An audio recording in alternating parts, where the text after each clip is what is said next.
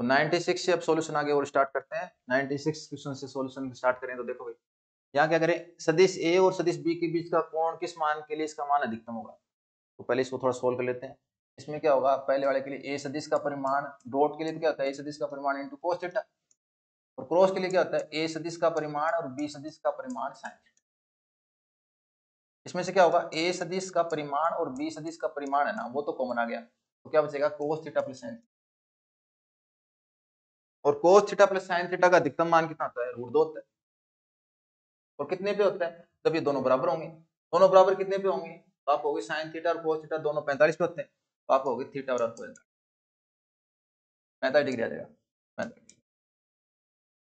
ठीक है, ये श्रेणी अगर देखो ये अनुक्रम होता ना तब तो ये ई को विस्तृत हो जाता, लेकिन ये श्रेणी है।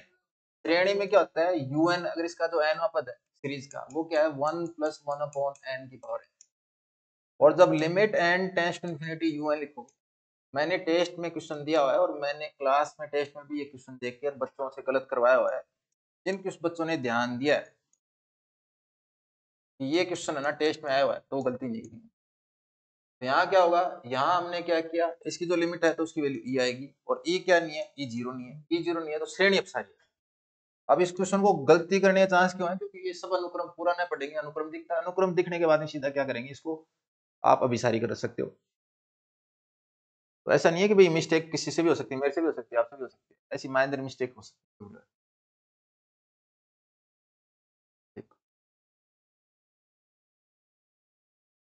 हाँ भाई देखो, एक घनाभ की लंबाई चौड़ाई और गहराई का योग कितना दे रखा है, दे रखा है 19। लंबाई प्लस चौड़ाई प्लस गहराई का योग 19। और विकर्ण की लंबाई, विकर्ण कितना होता है, विकर्ण होता है l² + b² + s² बराबर कितना हो गया, s² बराबर 11। अब इसका स्क्वायर कर देंगे, इधर स्क्वायर करें तो l² + b² + s² बराबर 11 का स्क्वायर कितना होता है 121, 121 हो गया। लंबाई चौड़ाई ऊंचाई का योग कितना दे रखा है 19 दे रखा है, स्क्वायर कर देंगे दोनों साइड में तो l + b + h का होल स्क्वायर बराबर 19 का स्क्वायर, 19 का स्क्वायर कितना होता है 360। ठीक है, इसको फॉर्मूला लगाएं तो कितना होता है l² + b² + s² plus 2 bracket में l + l * b b * h h * i बराबर में कितना होगा 361।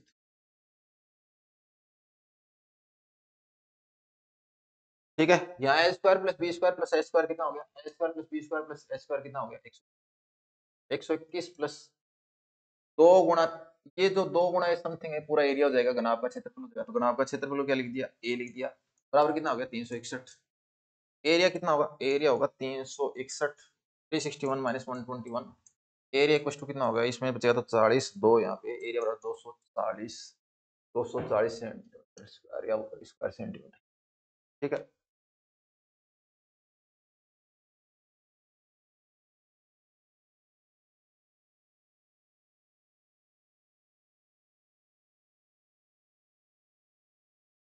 यदि सारणी का मान ये और इसका मान पूछा तो कोई इसका सारणी का मान है ना सोल्व करने पर थोड़ा सा हो सकता है टाइम लग जाए, लेकिन एक्चुअल में ये क्वेश्चन तो है ना तुरंत करने का, इसका याद अगर जिसको आंसर याद हो तो फटाफट कर देगा। तो प्रसार करते हैं तो कितना आता है, इसमें आता है AB + BC + CA + ABC। तो उसका प्रसार याद है वो तो क्या करेगा, इसकी वैल्यू 0 दे रखी है तो बराबर 0 कर देगा। AB + BC + CA की वैल्यू पूछी, इसकी वैल्यू कितनी दे रखी है -3। AB + BC + CA की वैल्यू -3 रख दी बराबर 0, -3 उधर जाते हैं +3 हो जाएगा, तो आंसर आ गया +3 आंसर आ गया। ठीक है, जिसको नहीं पता तो फिर क्या करेगा, देखो इसकी वैल्यू कितनी दे रखी है, अगर आपको ये कह रहा है कि ए, तो ये कह रहा है कि सारणी का मान तो कितना दे रखा है 0 और एबीसी का मान दे रखा है -3, तो ये अगर आपको नहीं पता तो प्रसार से कैसे करोगे, प्रसार से देखो, देखो प्रसार से कैसे आपको वैल्यू प्रसार से समझा देता हूँ थोड़ा सा।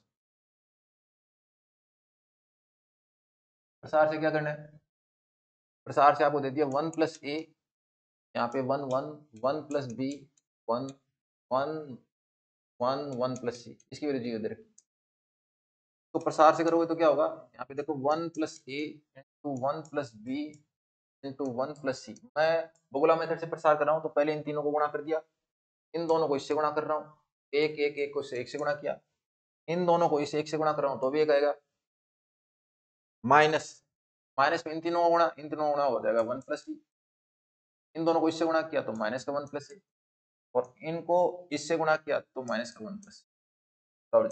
अगला मेथड से प्रसार करोगे तो ऐसा आ जाएगा, आप किसी और तरीके से करोगे तो भी प्रसार से ही आएगा। इनको जब इसको मल्टीप्लाई करोगे ना, मल्टीप्लाई करोगे तो आप दो दो करके मल्टीप्लाई करके भी लिख सकते हो, जैसे ऐसे 1 प्लस ए फिर plus B plus A B फिर 1 प्लस सी से और मल्टीप्लाई कर दिया, ये हो गया प्लस का 2, ये हो गया माइनस का 3 माइनस का ए माइनस का बी माइनस का सी बराबर 0। और इनको जब ओवर मल्टीप्लाई करोगे 1 से तो ये होगा, ये सारा मल्टीप्लाई करके लिखो तो आएगा 1 plus A plus B plus C plus A B plus B C. ये मेरा यूट्यूब चैनल पे ये क्वेश्चन सोल्व करवाया हुआ है, प्लेलिस्ट में आपको मिल जाएगा, प्लस ए बी सी। और ये माइनस का ए, अच्छा ये सोल्व किया तो ये 2 प्लस का माइनस का 1 तो माइनस का 1, और ये माइनस का ए माइनस का बी माइनस का सी बराबर 0। अब ये वाली वैल्यू ना स्टार्टिंग से लास्ट वाली वैल्यू कर जाएंगे, जो वैल्यू ना ये वाली, ये यहाँ से लेकर यहाँ तक लास्ट वाली देंगे तो कितना आएगा, आप कहोगे ए बी,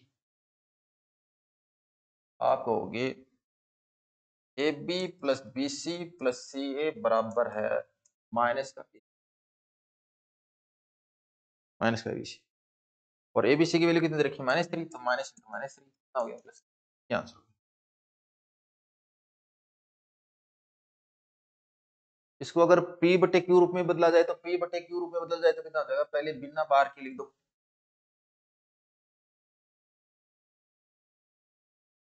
बिना बार के लिखो तो कितना आ जाएगा 127 आ जाएगा माइनस,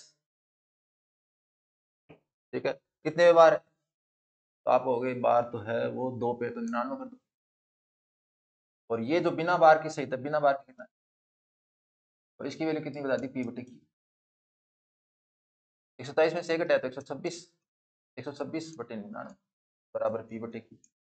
अब देखो अंकों का योग 9 है तो 9 से भी विभाजित हो जाएगा, 3 से तो होगा, 9 से भी हो जाएगा तो 9 से काट देते हैं तो कितना नहीं में 126, तो आप हो गए 14 नहीं में 126, 11 नहीं में 99, ये p। अब ये सरल रूप है, p और q का अगर आप है ना HCF निकालो तो अब एक आएगा, इसलिए काट पीट के लिखना है। इस मैसेज पे p q कोमा 1 का मतलब क्या है कि इनका कुछ कॉमन फैक्टर नहीं होना चाहिए, पूरा कट के सरल करके लिखना है।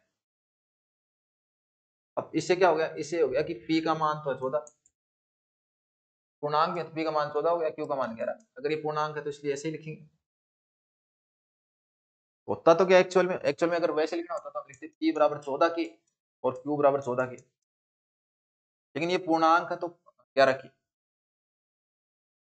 लेकिन अगर इनका p और q का अगर हम जीसीडी निकालते, एचसीएफ निकालते तो वो कितना आता है, वो कितना आता, k आता, हाईएस्ट कॉमन फैक्टर k आता, राणा कितना चाहिए, एक आना चाहिए तो k का मान 1 लेना पड़ेगा। वो चीज ऐसे समझ लो चाहे सही, यहाँ पे देख लो सरलतम रूप में होना चाहिए, तो p का मान 14 और q का मान 11, तो 14 प्लस 11, 14 प्लस 11 माइनस, सोल्व करने पर कितना आंसर है।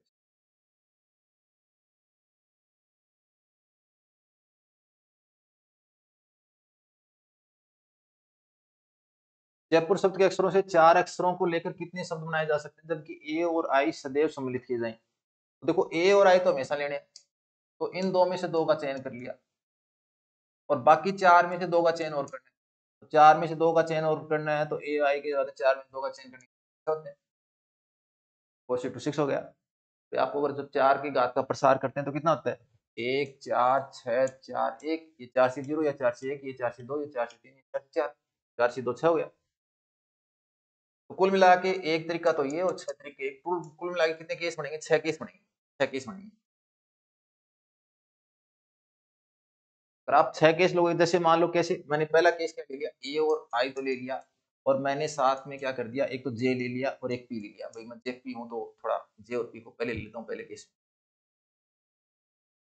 ठीक है ना। अच्छा ऐसे आप और केस बनाओ तो ए आई तो लेना ही पड़ेगा, फिर जे के साथ पी के साथ, जे के साथ पी न लेकर जे के साथ यू ले लिया, बिल्कुल हो सकता है भाई जयप्रकाश यूनिवर्सिटी भी खोल दे, फिर जे के साथ आर ले लिया, ऐसे करके कितने हो गए। ऐसे करके जब आप केस लोगे ना तो ए आई तो सब में रहेगा, ए आई तो सब में रहेगा, एक बार जे के साथ पी आ गया, एक बार जे के साथ यू आ गया, एक ही साथ जे के साथ आर आ जाएगा, ठीक है ना। जे तो खूब बार बार आ गया, जे को छोड़ दो, जे को छोड़ दो तो अब क्या करोगे, जे खूब बार आ गया तो ए आई तो लेना ही लेना है, बाकी तीन केस क्या होंगे, ए और आई को तो लेना ही लेना है।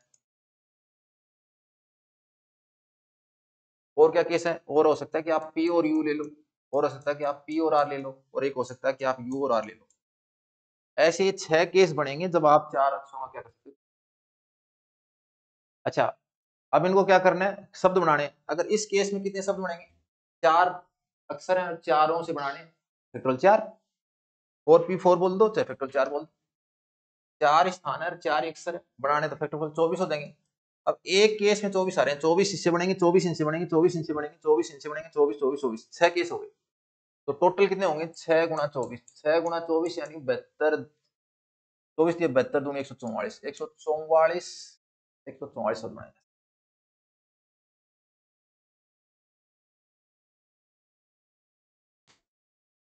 ठीक है, अगला देखो।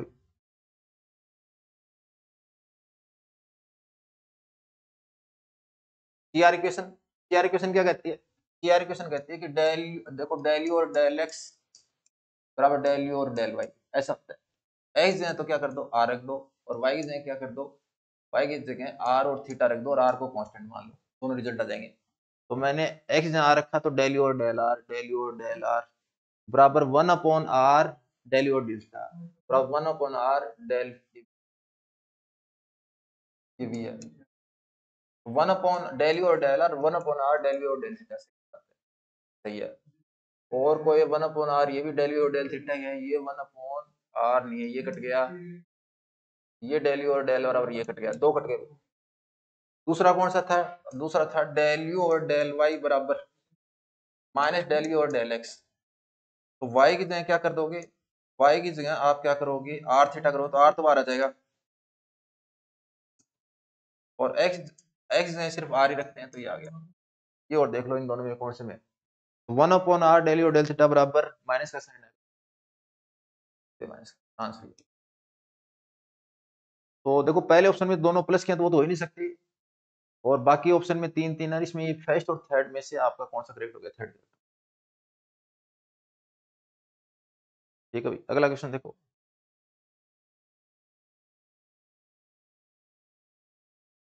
एक 7 मीटर व्यास वाला 20 मीटर गहरा कुआं खोदा गया है और इस खुदाई से निकली मिट्टी को समान रूप से फैलाकर 7 मीटर व्यास वाला, व्यास 7 मीटर है तो त्रिज्या कितनी हो जाएगी, त्रिज्या आप कहोगे त्रिज्या है वो 7/2, 7/2 त्रिज्या होगी, और 20 मीटर, 20 मीटर है तो ये 20 मीटर, इसकी हाइट है वो 20 मीटर है।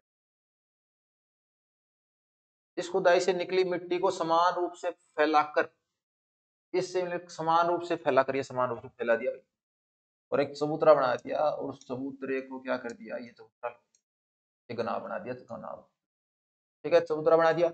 और ये चबूतरे में क्या है कि 44 मीटर, 22 मीटर गुणा 14 मीटर, लंबाई तो 22 मीटर और चौड़ाई 14 मीटर आकार का चबूतरा बनाया गया है। तो इस चबूतरे की ऊंचाई कितनी मान ली, इस चबूतरे की ऊंचाई मैंने अपनी तरफ से एच मान ली।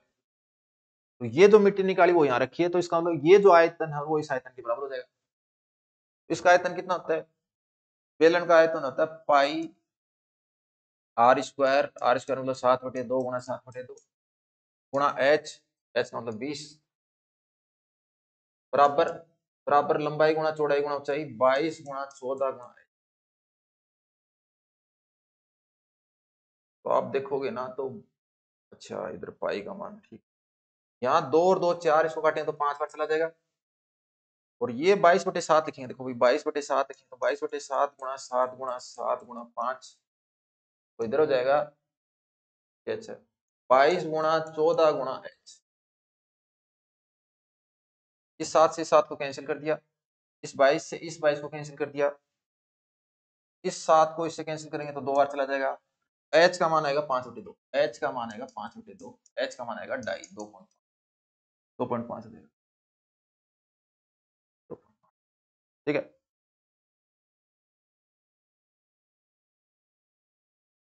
अगला क्वेश्चन देखो।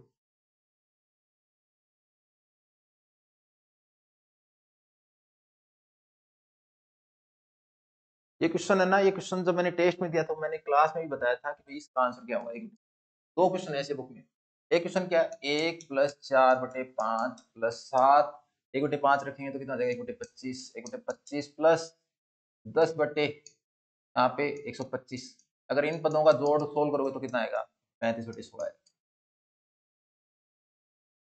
और अगर इनका योग 16 दे रखा है तो x समान कितना हो जाएगा, 1/5। तो जिसको डायरेक्ट याद है ना वो तो अच्छी बात है।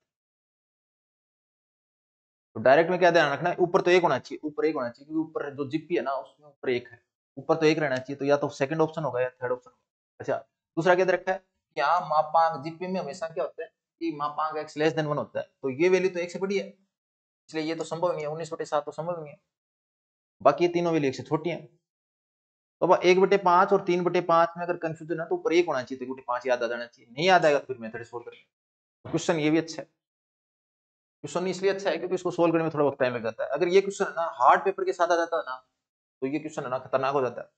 तब आपको अगर ये डायरेक्ट याद रहता तो फायदा करता। इस पेपर में तो अपन क्या कर सकते हैं, फिर भी सोल्व कर सकते हैं। तो क्या दे रखा है, 1 + 4x + 7x²। देखो भाई,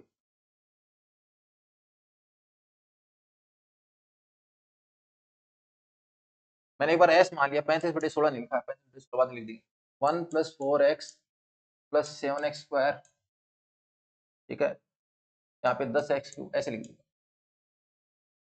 इसका एपी और जीपी दोनों चल रही है। इसमें जीपी है उसकी गुणोत्तर श्रेणी, उसका जो सार अनुपात है, कॉमन रेशियो है, x से गुणा कर दिया, x से गुणा कर दिया तो इसको x से गुणा किया तो उसको थोड़ा आगे लिख दिया, इसको x से और गुणा किया इसको और आगे लिख दिया, इसको x से गुणा किया इसको और आगे लिख दिया। अब यहाँ पे जो x है वो 1 से छोटा है, इसलिए s बड़ा है, और इसको 1 से छोटी राशि गुणा करें तो ये छोटी हो जाएगी, तो बड़ी में से छोटी वैल्यू घटा दी। इस समीकरण 1 में से समीकरण 2 घटा दिया,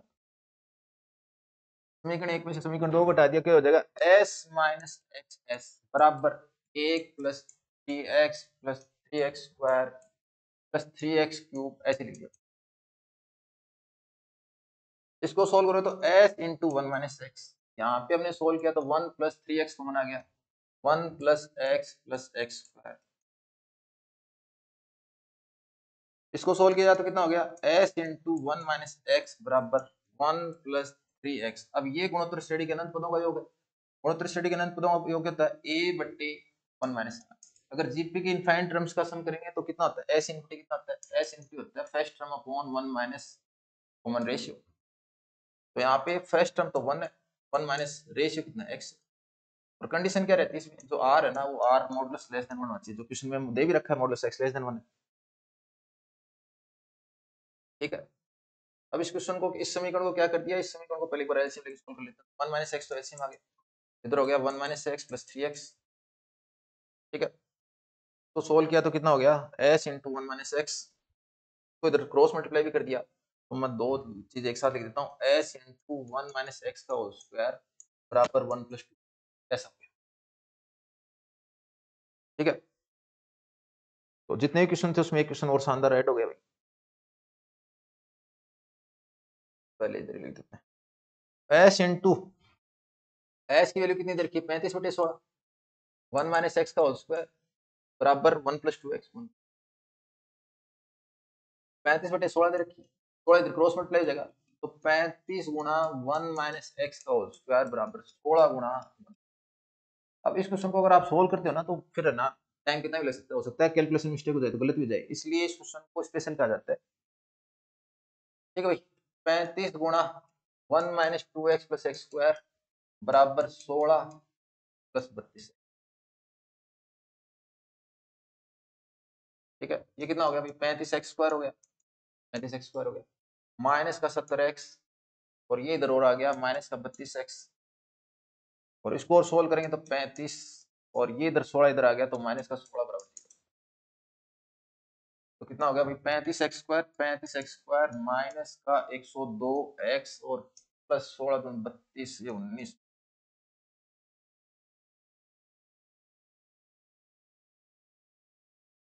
ठीक है। तो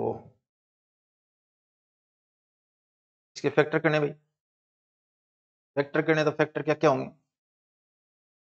हमें पता है कि 5 का मल्टीपल लें कैसे लें। अब ये फैक्टर वाला दिमाग में कितना जल्दी आएगा वो देखना भाई, मेरे तो इसका आंसर याद है, वो देख लेता हूँ आंसर आता है क्या। तो तो 35 अभी 19 19 पंजू 95 95 और 7 ठीक है, ये 19 है। 19 पंजू 95 में 5 इसमें दे दिया, 7 और बच गया, तो 7 और बच गया, तो 35x² माइनस 7x इधर कर दिया माइनस 95x, उसके पहाड़ी में आएगी संख्या, ये तो श्योर है। तो ये 19 पंजू 95x प्लस 19 बराबर 0। ठीक है, इससे क्या हो गया, 7x कॉमन ले लिया, 7x कॉमन ले लिया तो 5x माइनस 1, इससे माइनस का 19 कॉमन ले लिया, x माइनस 1 बराबर 0, 5x माइनस 1 बराबर 0। इसको सोल्व करने पर क्या आएगा, 7x माइनस 19 और 5x माइनस 1 बराबर 0। तो इसे x के दो मान आएंगे, x के दो मान क्या क्या आएंगे, x के मान 19/7 भी आएगा और 1/5। अब तो 19/7 वो इसलिए दिया है कि अगर किसी बच्चे के थोड़ा बहुत आंसर याद है ना और उसको ध्यान नहीं है कि मापांक x एक से छोटा नहीं चाहिए, तो वो ये कर दे। लेकिन प्रश्न में क्या दे रखा है कि x का मॉडुलस 1 से छोटा होगा, क्योंकि अपन जीपी लिखते हैं तो जीपी में तो 1 से मॉडुलस अगर 1 से बड़ा हो गया तो उसका योग तो इनफिनिटी आएगा। फाइनाइट सम है तो इसका मतलब उसका कॉमन जो कॉमन रेशियो है वो तो क्या होगा, 1 से छोटा होगा ही होगा। इसलिए x बराबर क्या पॉसिबल नहीं है, 1 से बड़ी वैल्यू पॉसिबल नहीं है, या -1 से छोटी वैल्यू पॉसिबल नहीं है, मतलब x बराबर कितना हो गया बताइए। तो उस क्वेश्चन को मेथड से करते हैं तो टाइम काफी लगता है, वो दो रहे नहीं है क्वेश्चन। तो आपको देख रहे होंगे कि 9 जब 11 12 का टॉपिक आता है ना तो क्वेश्चन शानदार भी आ रहे हैं बीच में, लेकिन जब 9 10 का और जब क्वेश्चन किसका आता है, बीएससी का आता है, तो वीक आता है। वह कोण जो अपने संपूर्ण कोण का दुगुना है, अगर मान लो कोई थीटा है और वो अपना संपूरक कोण है पाई माइनस थीटा का दुगुना है, तो कितना होगा, तो आप कहोगे थीटा बराबर 2 पाई माइनस 2 थीटा, 2 थीटा इधर लेके कितना हो गया 3 थीटा बराबर 2 पाई, तो थीटा कितना देगा, थीटा देगा 2 पाई बाई 3, 2 पाई बाई 3 मतलब 120 degree. The angle which is double of its supplementary angle, तो थीटा अगर एंगल मान लेंगे तो सप्लीमेंट्री एंगल कितना होगा, पाई माइनस थीटा। 9 10 के क्वेश्चनों का तो लेवल है ना इजी दे दिया। तो इसी कारण क्या होता है कि जब 9 10 का लेवल इजी दे दिया तो कई बार बच्चे लापरवाही करते हैं, तो जिस बार 9 10 का लेवल सही से आ जाता है तो फिर ना, अच्छा ऐसे मामले में वो बच्चे मारे जाते हैं जिन 9 10 के स्ट्रॉन्ग बेस पे या 11 12 के बेस पे जाते हैं, तो वो क्या करते हैं वो बच्चे तो है ना फिर सोच नहीं सकते, तो ऐसा तो सिस्टम ही नहीं छोटा। हाँ देखो भाई क्या करेगा, 1 से 11 तक मान दे रखे हैं, सिग्मा आई बराबर 1 से लेकर 11 तक का एक्स आई का स्क्वायर बराबर 990 दे रखा है, और क्या दे रखा है, इसका मीन दे रखा है वो कैपिटल एम दे रखा है, और स्टैंडर्ड डेविएशन वो कितना दे रखा है, मानक विचलन दे रखा है ना, वो दे रखा है वो सिग्मा दे रखा है। तो सिग्मा स्क्वायर एक्चुअल में हो गया क्या, सिग्मा स्क्वायर एक्चुअल में ये अपन वैसे ही कह सकते हैं कि ये तो है मानक विचलन और वो हो गया परसेंट, ठीक है, ऐसे कह सकते हैं। तो वो चीज छोड़ो, अपने को तो फॉर्मूला पे चलने दो। फॉर्मूला क्या कहता है, फॉर्मूला कहता है कि सिग्मा स्क्वायर बराबर चाहे परसेंट बोल दो, चाहे वेरिएंस बोल दो, चाहे मानक विचलन का वर्ग बोल दो। परसेंट बराबर क्या होता है, परसेंट बराबर होता है वर्क जो है ना अपने डेटा है, इसको हम कैसे नाम लेते हैं कि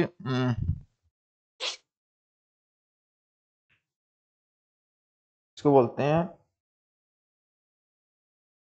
वर्गों का योग, आंकड़ों के वर्गों का योग, ऐसा कुछ नाम तो लेते हैं, वर्गों का माध्य ऐसे बोल देते हैं। चलो वर्गों का माध्य, वर्गों का माध्य मतलब सिग्मा एक्स आई का स्क्वायर, वर्गों का माध्य बट्टे में कितने डेटा है 11 डेटा, तो इनका वर्गों का योग मतलब उसमें 11 भाग दे दिया, माइनस माध्य का वर्ग, माध्य का वर्ग तो माध्य एम ही दे रखा है, एम का वर्ग, ऐसा ये फॉर्मूला होता है भाई, तो चेंज करते हैं तो ये फॉर्मूला बनता है सिग्मा स्क्वायर बराबर वर्गों का योग कितना है 990, 990 990 में 11 का भाग देना है, और ये माइनस का एम स्क्वायर, माइनस का एम स्क्वायर तो इधर आ जाएगा, तो sigma square plus capital M square 11 का भाग दें तो 11 निम्न 99, 90 बार चला जाएगा। टेस्ट में क्वेश्चन दिया हुआ है,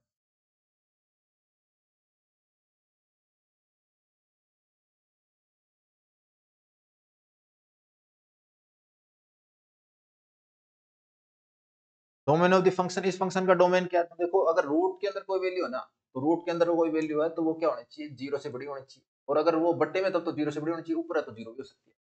इसका मतलब क्या हो गया, 2 बड़ा या बराबर होना चाहिए x से, इसका मतलब x समान हमेशा क्या होगा 2 से छोटा, x समान 2 से तो छोटा होगा, कंफर्म है। तो 2 से छोटा होगा तो ये कह रहा है ये तो 3 भी जा रहा है तो ये कट गया, ये 4 जा रहा है ये भी कट गया, और ये 2,3 जा रहा है ये भी कट गया। 2 से छोटा होगा, 2 छोटा तो सारे कट गए, क्योंकि अगर आप 3 रखोगे तो भी नेगेटिव दे देगा, और ये 4 रखोगे तो भी कट गया, तो सोल्व करनी जरूरत नहीं है, तो देखने की जरूरत नहीं। इसको भी सोल्व करोगे तो क्या होगा कि 9 माइनस एक्स स्क्वायर क्या होना चाहिए, 0 से बड़ा होना चाहिए, या एक्स स्क्वायर माइनस 9 है वो 0 से छोटा होना चाहिए, और इसको हम लिख सकते हैं कि x की वैल्यू है ना -3 से 3 के बीच होनी, तो सोल्व करने की जरूरत नहीं है। सही सोल्व करोगे तो ये आंसर आएगा -3 से 3 के बीच में, ये कह रहा है कि ये 2 से छोटा होना चाहिए, दोनों को मिलाओगे तो क्या होगा -3 से ऐसा होगा, जरूरत नहीं है, ये अकेले से ही काम चल रहा है। अगला क्वेश्चन देखो,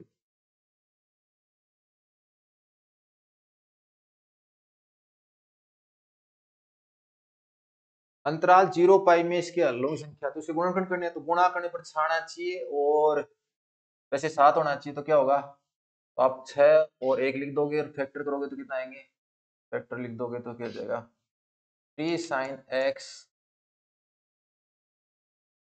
माइनस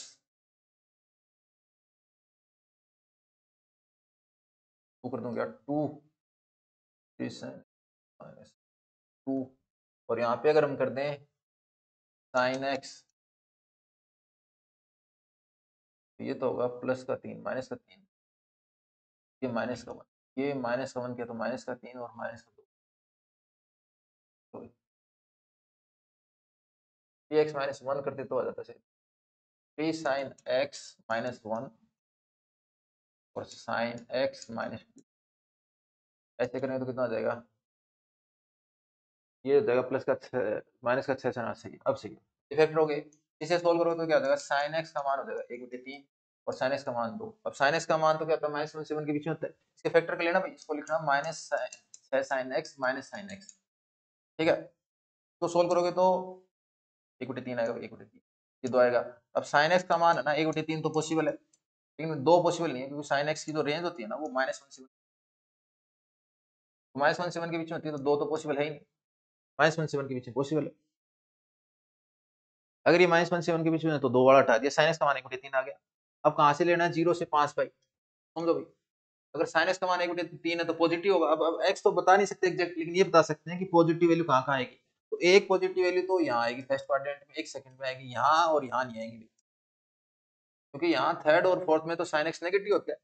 अब वो एग्जैक्ट एंगल है ना, वो तो आप है ना कैलकुलेटर सोल्व कर सकते हो, x और sin इनवर्स 1/3, लेकिन आप इसमें ये बता सकते हो कि इसके 2 हल होंगे फर्स्ट क्वाड्रेंट में और सेकंड क्वाड्रेंट में, एक राउंड के अंदर, एक राउंड के अंदर 2 होंगे, 0 से चले और 2 पाई तक कितने होंगे, 2 सॉल्यूशन होंगे, फिर 2 पाई से और चले 4 पाई तक 2 और हो गए, 2 पाई से 4 पाई तक 2 और हो गए, दोबारा एक और सॉल्यूशन मिल गया, एक और सॉल्यूशन मिल गया। अच्छा फिर और चले 4 पाई से 5 पाई तक, तो यहाँ 5 पाई आ गया, 5 पाई तक चला तो 2 सॉल्यूशन और आ गए।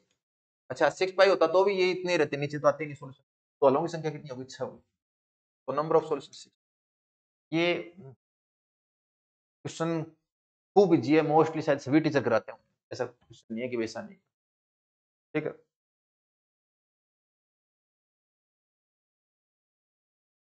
देखो भाई अगला क्वेश्चन,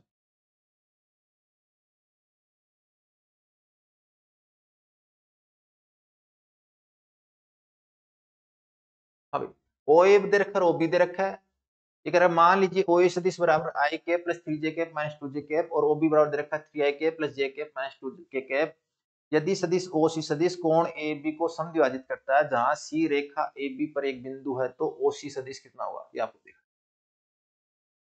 तो मैंने क्या कहा, ओ ए सदिश और ओ बी सदिश, देखो ओ ए और ओ बी की विशेषता क्या है, अगर ओ ए का परिमाण निकालोगे ना, ओ ए का परिमाण, अब ओ ए का परिमाण निकालो तो कितना होगा, रूट के अंदर आई कैप के गुणांक का स्क्वायर, जे कैप के गुणांक का स्क्वायर, के कैप के गुणांक का स्क्वायर, तो ये सोल्व करोगे तो आएगा रूट के अंदर 1 का स्क्वायर 1, 3 का स्क्वायर 9, -2 का स्क्वायर 4, और ये सोल्व करने पर हो गया रूट 14। ऐसे ही अगर ओबी सदिश का परिमाण निकालोगे तो उसके गुणांक भी वही है, घूम फिर के वही है, तो इसका मतलब इसका परिमाण भी कितना जाएगा, रूट 14 जाएगा,